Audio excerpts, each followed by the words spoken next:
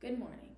I'm Eugenia Kisasu, and today I will be doing a persuasive speech about the Black Lives Matter movement and how we should expand awareness to my surrounding cities. When demonstrations against police violence, structural inequality, and oppression spread around the world, there is a perfect moment for our society to focus on what we can do to empower Black lives within our neighborhoods and within our world and all people of color. From receiving all this information, me and a group of friends from high school decided to create a group in the city with people who support this idea. Since it's only in our small town, I think it's a pretty good idea to expand this knowledge to the other cities for teens our age to spread the word a little better. This will be a good addition and change for everyone. My city does not have that many minorities, so it's harder to educate because the others already have a set mindset on the world. They let their families and false news tell them the wrong things. They need other ideas to hear to change their thoughts and actions. People need to get more educated. We have to be more than not racial in order to do this. Everyone needs to struggle to be consciously anti-racist. To do that, we need to spread the word all around.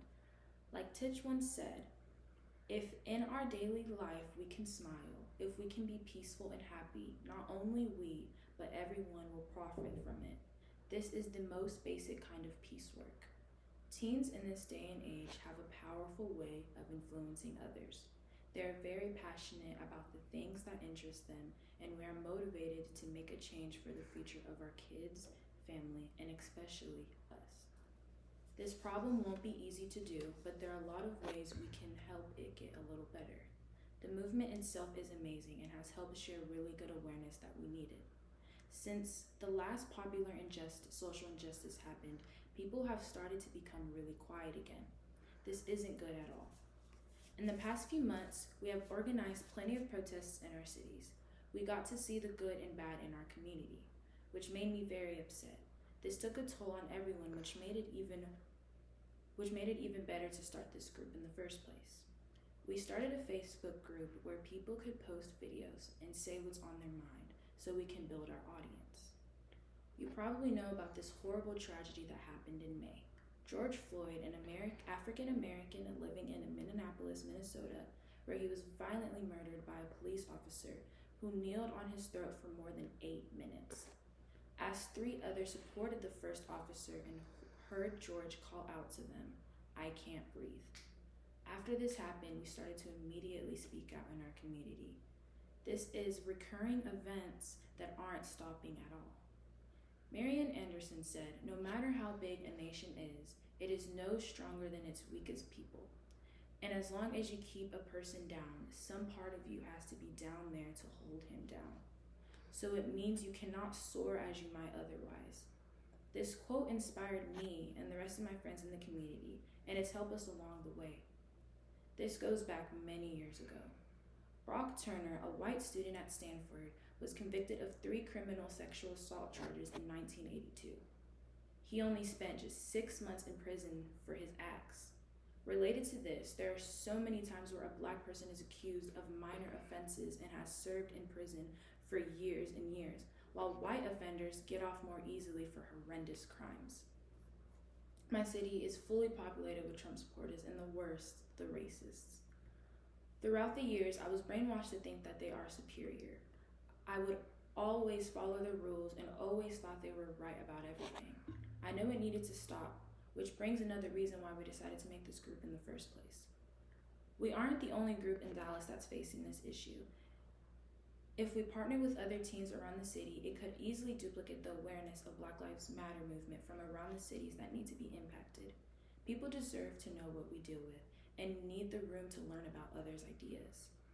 There is a call for eliminating white supremacy, ending racially targeted violence, and repairing the flawed culture in which Black people fight more easily because of their skin color.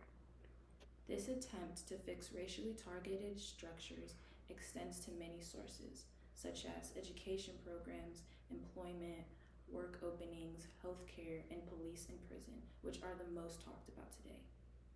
These ideas probably sound crazy and unattainable to you. Let me paint a picture of how great the world will actually be. This election was just passed this month. We finally were able to see a better future for us all. My generation is the people who have a strong impact in the world. We can change the world to how it's supposed to be, how it deserves to be. We are the change. We are the generation that doesn't let anything pass around. We stand up for everything we believe in, no matter what will happen. Equality is about making sure that every citizen has a fair chance to make the best of their lives and talents. It is also the idea that regardless of what they were born, where they come from, whether they think, or because they have a disability, no person should have worse life chances. We must make a change. We need to be louder, bigger, and stronger.